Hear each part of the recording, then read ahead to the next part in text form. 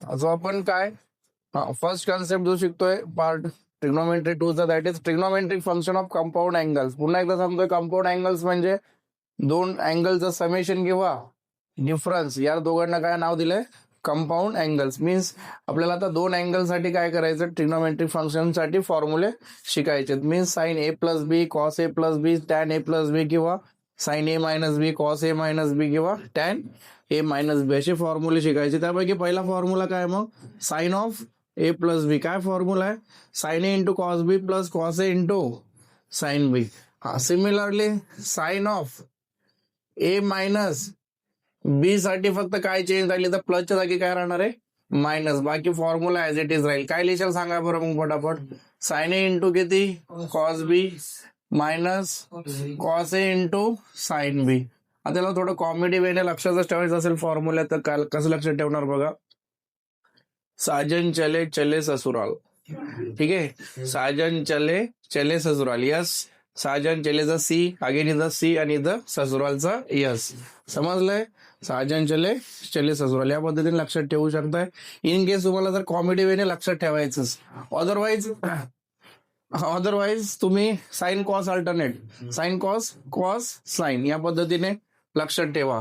त्यानंतर तिसरा फॉर्म्युला आहे तुमच्याकडे कॉस ऑफ ए प्लस बीचा. सो कॉस साठी लक्षात ठेवण्यासाठी बघा, दोन्ही कॉसचे टर्म आधी आहेत आणि दोन्ही साईनचे टर्म नंतर आहेत. म्हणजे कॉस ए कॉस बी, दोन्ही कॉसचे टर्म आधी, दोन्ही साईनचे टर्म नंतर. म्हणजे इथं काय राहिले? साइन ए इंटू, बट आता इथं बघा, जसं साइन साठी काय होतं, इथं प्लस साठी प्लसच घेतलंय तुम्ही, मायनस साठी मायनस. बट इथं थोडं अपोजिट राहील. प्लस साठी तुम्ही घेणार इथं मायनस, आणि मायनस साठी काय घेणार? प्लस घेणार. मीन्स आता इथं कॉस कोणता फॉर्म्युला लिहिणार? ए मायनस बी चा. काय लिहिणार सांगा मग? कॉस ए इंटू कॉस बी आणि प्लस.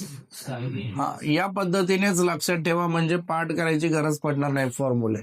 ठीक आहे. कॉस साठी काय टेक्निक सांगितली? दोन्ही कॉसच्या टर्म आधी, दोन्ही साईनच्या टर्म नंतर. आणि साइन साठी alternate, sine cos cos sine. Next तिसरा काय मग आपल्याला? ट्रिग्नोमेट्रिक फंक्शन टॅन आहे.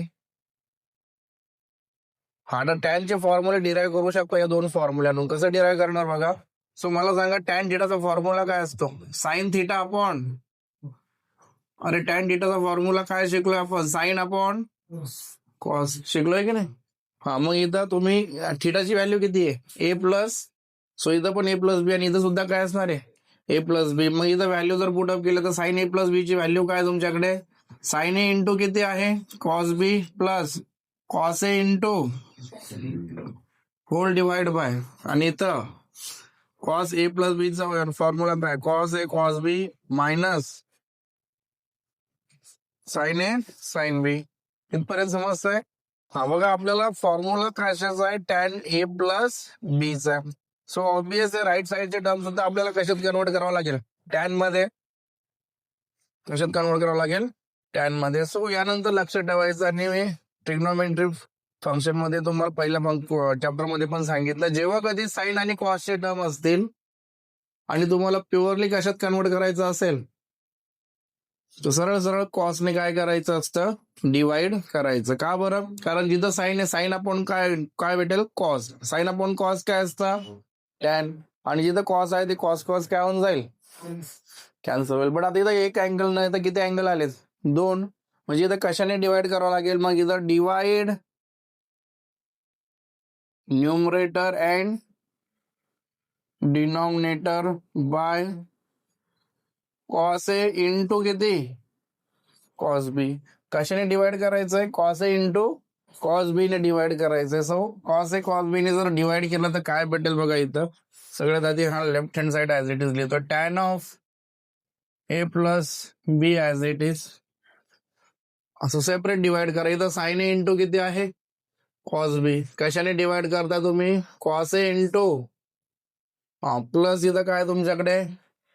Cos A into sine B. कशाने डिवाइड करताय तुम्ही? Cos A into cos B whole divide by, इथं काय तुमच्याकडे? Cos A into cos B. कशाने डिवाइड करताय तुम्ही? कॉस ए इंटू मायनस, इथं काय आहे तुमच्याकडे? Sine A into sine B. कशाने डिवाइड करताय तुम्ही? Cos A into cos B. हा tan of A plus B will equals to, हा हे cos B cos B cos A इथून कॉस ए कॉस बी काय होईल, कॅन्सल. इथून काय कॅन्सल होईल सांगा पटापट, इथं कॅन्सल नाही होणार.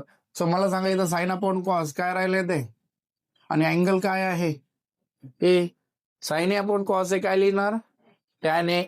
इथं काय राहील सांगा पटापट, tan B, because sine B upon cos B काय लिहिशाल, टॅन बी. आता हा पूर्णचे पूर्ण टर्म कॅन्सल झाला म्हणजे इथं किती उरेल, 1, बिकॉज न्यूमरेटर डिनॉमिनेटर कॅन्सल केले ना तुम्ही. सो डिवाइड केलं तर 1 येईल, आणि मायनस बघा इथं काय लिहिणार, तिथं sign A upon cos A काय लिहिशाल, आणि इंटू किती. हा मग काय फॉर्म्युला भेटला तुम्हाला, टॅन ए प्लस बी चा फॉर्म्युला काय भेटलाय, tan A plus tan B upon 1 minus tan A into tan बी. हा मग यामध्ये लास्ट फॉर्म्युला कोणता राहिला आता आपला, टॅन ए मायनस बी. आता मला सांगा काय राहू शकतो टॅन ए मायनस बी चा फॉर्म्युला, हा साइन अपोजिट राहील, मीन्स इथं मायनस आणि इथं प्लस. वाय, बिकॉज मायनस मध्ये तुम्ही काय घेणार, साइन ए मायनस बी आणि cos A minus B. Sign A minus बी मध्ये इथं मायनस आहे आणि कॉस ए मायनस बी इथं काय प्लस, तेवढंच चेंज होईल. Very good. सांगा पटापट काय फॉर्म्युला लिहिशाल मग, tan A minus tan B upon 1 plus tan A into. Very good, समजलंय. हा चला, या 6 फॉर्म्युल्यांना नाव काय देण्यात आलंय, trigonometric function of compound angles. समजलंय, राईट डाऊन. 45 नंतर 60 डिग्री आणि 60 डिग्री नंतर 90 डिग्री, 0, 30, 45, 60 आणि 90 डिग्री. सो आता यामध्ये या फॉर्म्युल्यांचा यूज करून तुम्ही 15 डिग्रीची व्हॅल्यू सुद्धा काय करू शकताय, फाइंड करू शकताय, किंवा 75 डिग्रीची व्हॅल्यू सुद्धा काय करू शकताय, फाइंड करू शकतात. यानंतर डायरेक्टली कोणता अँगल घेतो आपण, 120 नंतर 135. सो या दोघांमध्ये एक अँगल कोणता येऊ शकतोय, 105. यांच्या व्हॅल्यू सुद्धा काय करू शकता तुम्ही, इझिली फाइंड करू शकता by using compound angle formula. ठीक आहे, कशा फाइंड आउट करायच्या हे आपल्याला शिकायचं आहे. सो आधी आपण 15 डिग्रीसाठी व्हॅल्यूज फाइंड आउट करू. फॉर एक्झाम्पल मला साइन 15 डिग्रीची व्हॅल्यू काय करायची आहे, फाइंड करायची. हां, कशी फाइंड आउट करणार मग साइन 15 डिग्री बघा. सो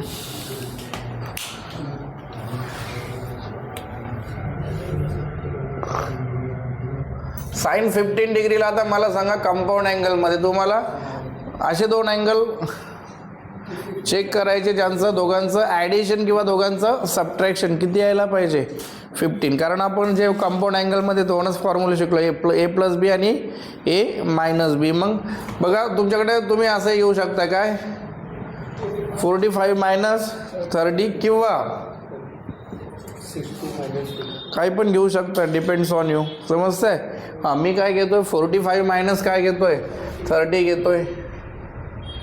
अरे 15 डिग्रीला असं लिहू शकताय ना.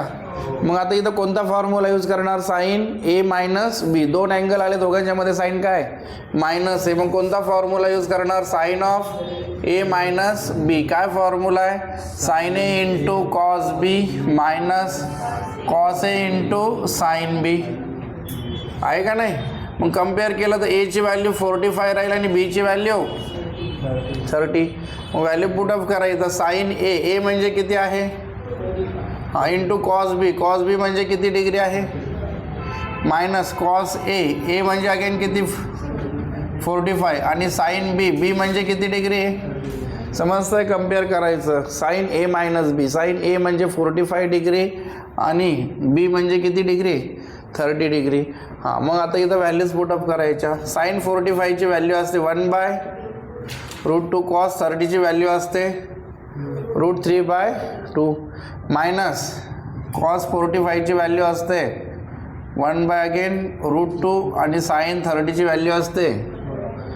हां, मग यांचं कॅल्क्युलेशन कसं करणार बघा. इथं न्यूमरेटर √3 × 1 किती, √3 आणि अपॉन किती 2√.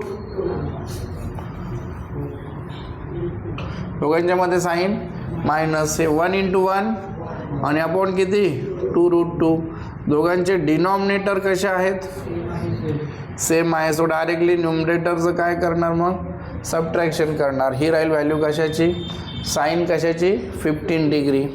सो मला सांगा आता साईन 75 डिग्रीची व्हॅल्यू ओरली सांगायची आहे, काय राहू शकते?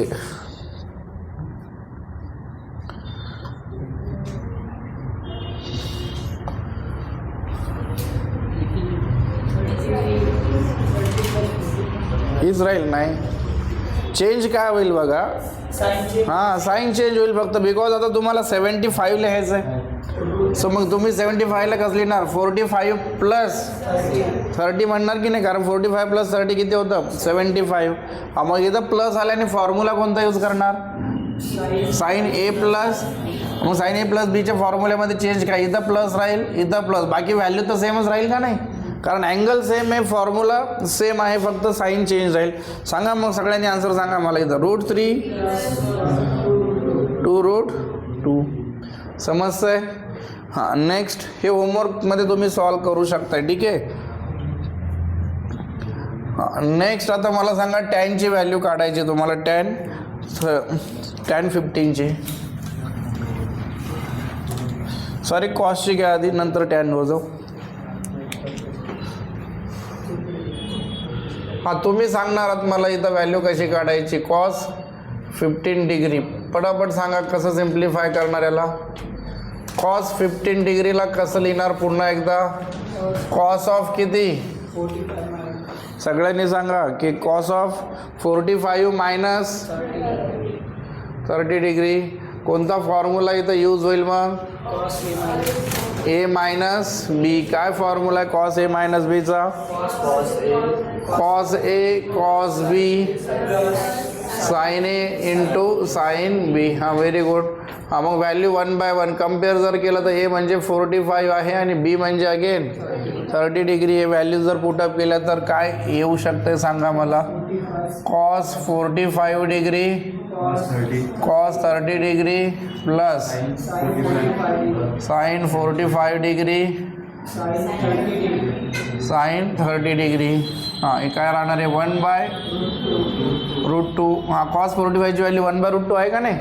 आणि कॉस 30ची व्हॅल्यू आहे √3/2. इथं राहील अगेन साइन 45ची व्हॅल्यू 1/√2 आहे आणि याची व्हॅल्यू. हां, आता रॅशनल नंबरचं मल्टिप्लिकेशन न्यूमरेटर म्हणजे √3 × 1 किती आणि अपॉन 2 × √2. इथं 1 × 1 1. अगेन दोघांचे डिनॉमिनेटर. ही कशाची व्हॅल्यू भेटली तुम्हाला? कॉस 15. तर मला पटापट इथं व्हॅल्यू सांगायची कॉस 75ची अपॉन 2√2. समजतंय?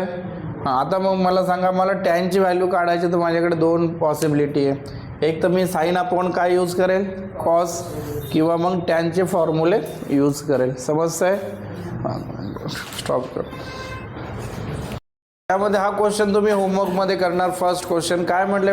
फर्स्ट क्वेश्चनमध्ये the value of sine of 105 degree. आता 105 डिग्री साइन ऑफ 105 डिग्रीची व्हॅल्यू फाइंड आउट करायची आहे. सो अगेन तुम्हाला जसं तुम्ही 15ला काय लिहिलं होतं? 45 मायनस 30 डिग्री.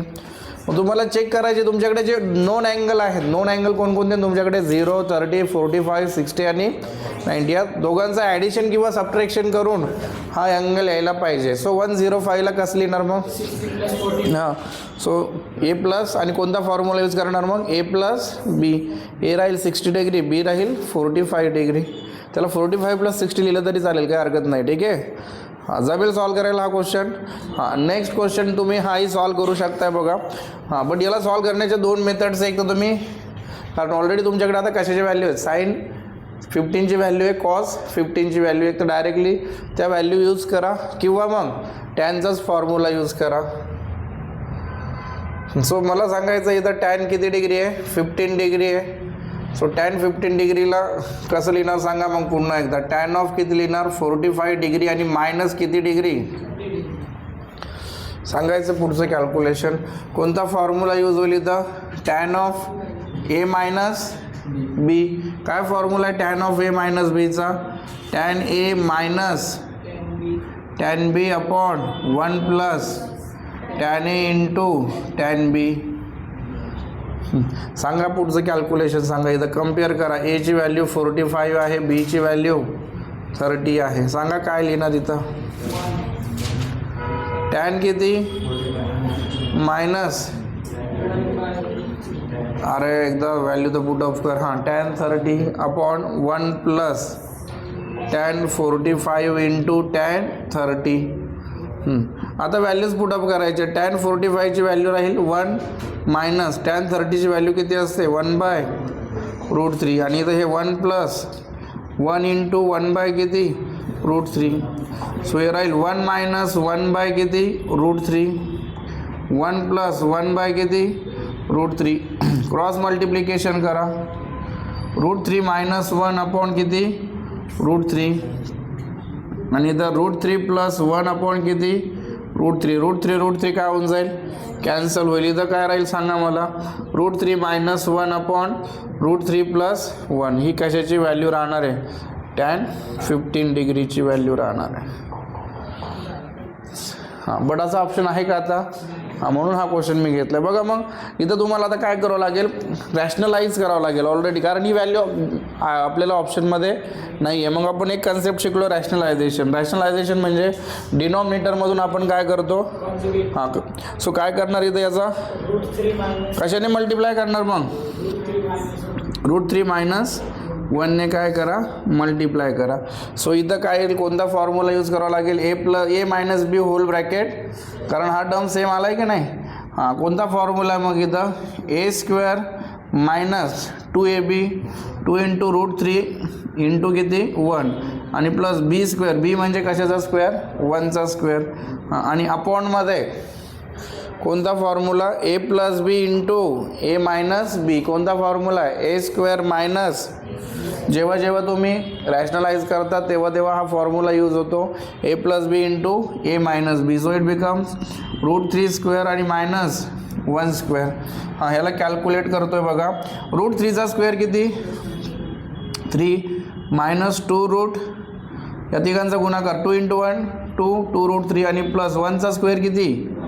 हां, इथं √3चा स्क्वेअर 3 आणि 1चा स्क्वेअर किती? 1. हां, आता हे फर्दर कॅल्क्युलेशन बघा. 3 प्लस 1 किती होईल? अपॉन किती? 2. हा सेपरेटली डिवाइड करा. मग याला 4/2 आणि मायनस 2 √3 किती? 2.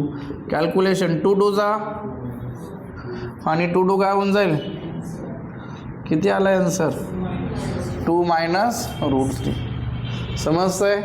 हां, मग आता तुम्हाला दुसरा टर्म इथं कशाची व्हॅल्यू काढायची? तुम्हाला जर 75ची व्हॅल्यू काढायची असेल तर इथं काय राहणार आहे? प्लस आणि इथं काय राहील? मायनस राहील. जमेल सॉल्व करायला. आणि पुन्हा त्याला जर असा आन्सर नसेल तर त्याला तुम्हाला पुढे फर्दर काय करावं लागेल? रॅशनलाइज करावं लागेल. ठीक आहे. हां, चला next question at a time दोन्ही सॉल्व करून देतोय. आता हा क्वेश्चन कसं सॉल्व करणार बघा. कशाची व्हॅल्यू काढायला सांगितली आपल्याला? कॉस 15 डिग्री आणि मायनस. हां, बघा हा क्वेश्चन पूर्ण डिटेलमध्ये सॉल्व करायचं. तुम्हाला याची आधी सेपरेट व्हॅल्यू काढा, नंतर याची सेपरेट व्हॅल्यू काढायची. बट ऑलरेडी आपण आजच या व्हॅल्यू काढलेल्या आहेत, म्हणून मी डायरेक्टली व्हॅल्यूज काय करतोय आता? पुटअप करतोय. सांगा काय व्हॅल्यूज याची? हां, काय होती याची व्हॅल्यू? √3 plus 1 2 minus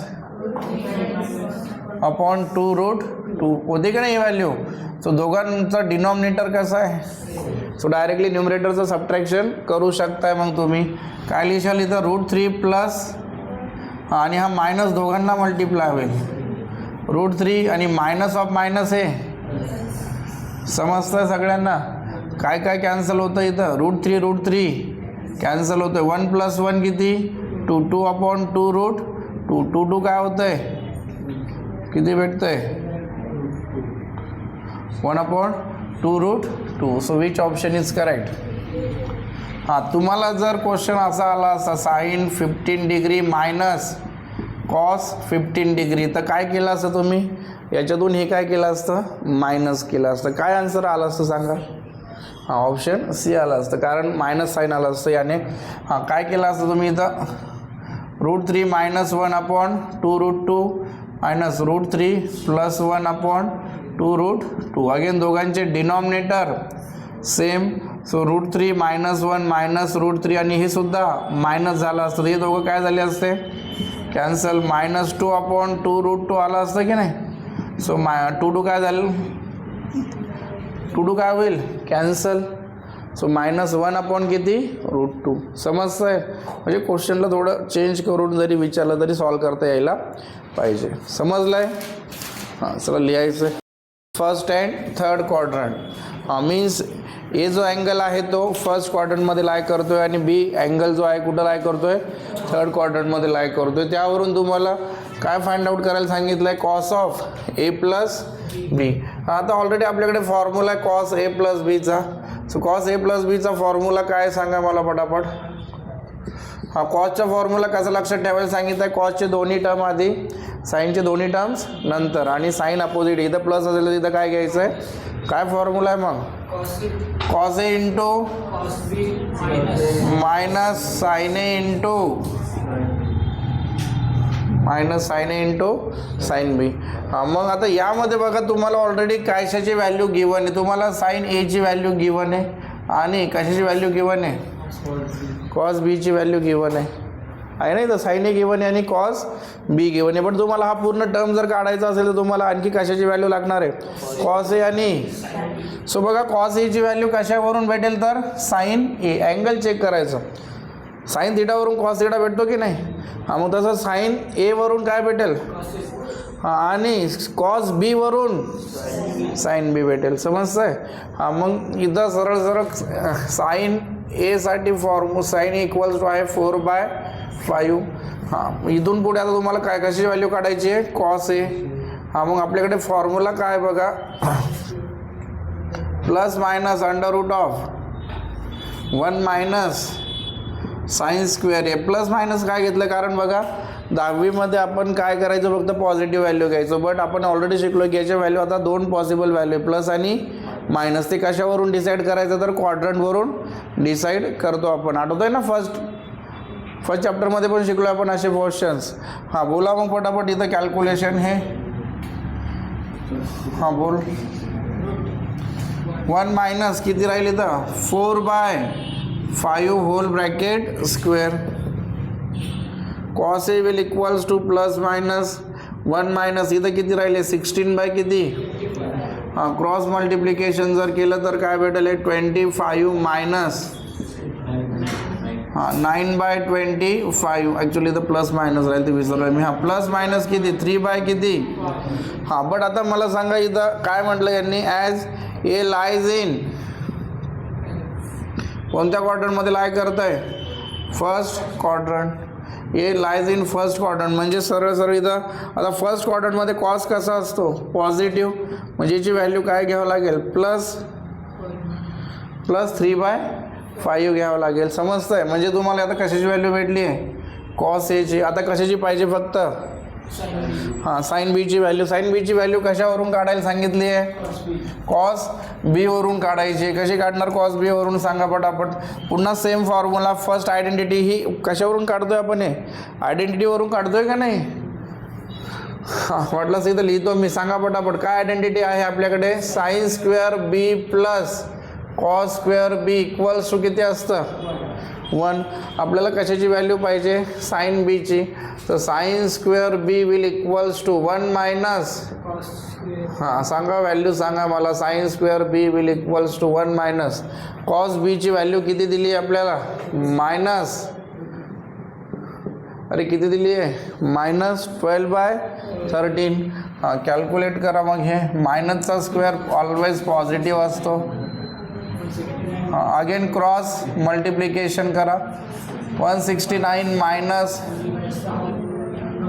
169.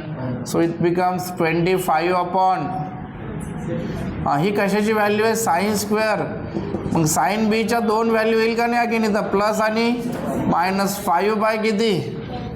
हां मग पॉझिटिव्ह घ्यायची किंवा निगेटिव्ह हे कशावरून डिसाईड करायचं तर क्वाड्रंटवरून. यांनी काय सांगितलं बघा ए जो आहे तो फर्स्ट क्वाड्रंटमध्ये आहे आणि बी जो आहे तो हां मग इथं काय लिहिणार as B lies in third quadrant, आणि थर्ड क्वाड्रंटमध्ये दोघंही निगेटिव्ह असतात, कॉस पण निगेटिव्ह आणि साईन पण निगेटिव्ह, म्हणजे याची व्हॅल्यू कोणती राहील मग ही आता मायनस.